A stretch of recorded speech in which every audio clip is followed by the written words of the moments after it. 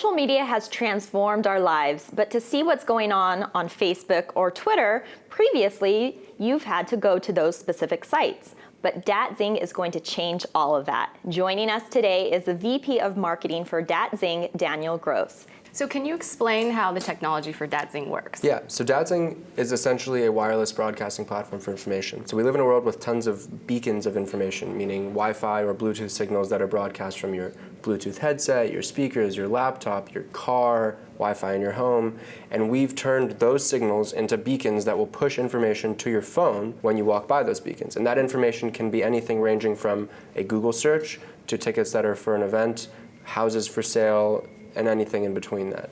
So who's the target market for this? Well, the technology itself has a very broad target market. It could be used for 100 different things, but we're targeting specifically a demographic of people who care about charities and are using this technology to help promote those charities by raising awareness and money for them.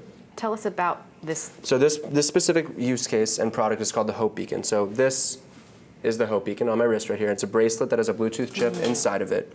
And by wearing this band, it's similar to a Livestrong Band V2, where I'm publicly displaying my support for a cause. These bands will be customized based on the charity that you care about. But the idea is you wear the band, live your life, walk around with this band, and as you walk by people with the DatZing app, they will view whatever information you are broadcasting to them, whether that is an awareness about a cause. For example, I don't know if you saw Blackfish, that SeaWorld movie.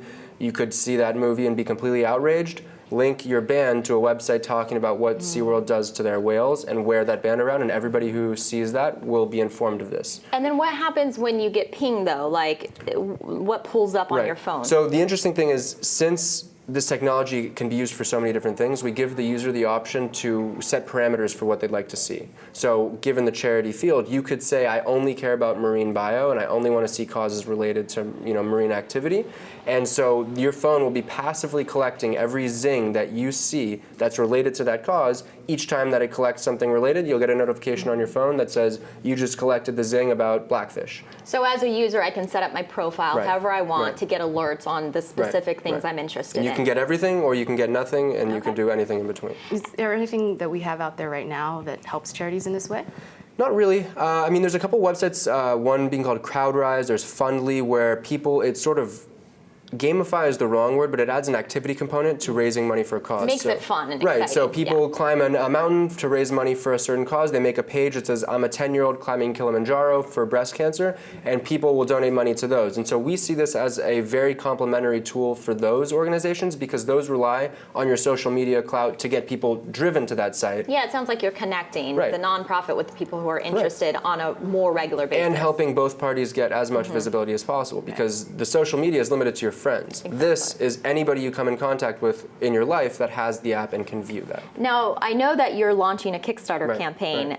Tell us a little bit more about that. So yeah, it was interesting because we came up with the idea for the Hopebeacon as this means of promoting charities, and we didn't want to build a product without understanding whether the market was interested in this or not. And so we decided to make, and like I said, for Kickstarter, it's a product. So you can pre-sell this band as an item.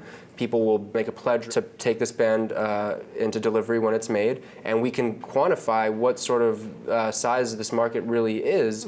Because get the validation. Right, because you have groupthink in the office. We've come up with the idea, it makes sense. All of the research we've done indicates that this would work perfectly, but that's everybody who's making the product. We need to give it to somebody who's never seen it before, get to the target demographic, which is the demographic that shops on Kickstarter, and see what they feel about it before we actually invest in this product. So you mentioned Livestrong bracelets. Right. So they were popular a few years ago. Exactly. You think you can bring that whole concept back? I think so, because the real difference is the electronic aspect of it. Livestrong was really unique because it was a public display of your support. People like a page on Facebook for a charity because they're publicly displaying their support, because they know that their friends, when they see it, it's going to say that Daniel Gross and Vince Vaughn, like, it's a way of showing it. And Livestrong, that yellow band, stood out to make a very clear point that you supported this charity. What we're saying is, advocates can be very commonly seen as an annoyance or an invasive, and asking for money sometimes doesn't feel comfortable for everybody. And so the public display is only one aspect of it. But the idea that you say, look, if you care about the cause, just wear the band, and it's going to take care of all of the dirty work for you.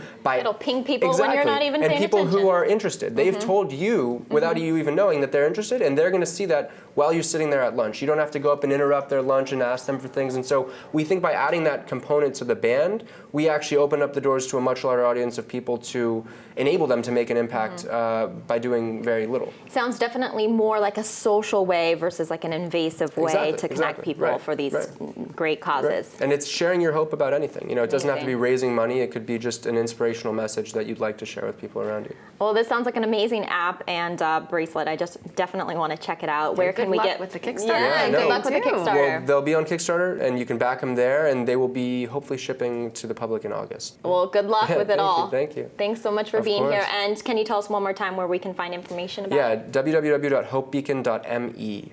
All right, Daniel, thanks for being here. Thank you. Thank you so much for watching. This is Brittany Castro And I'm Jennifer Wong. of Next Generation Startups.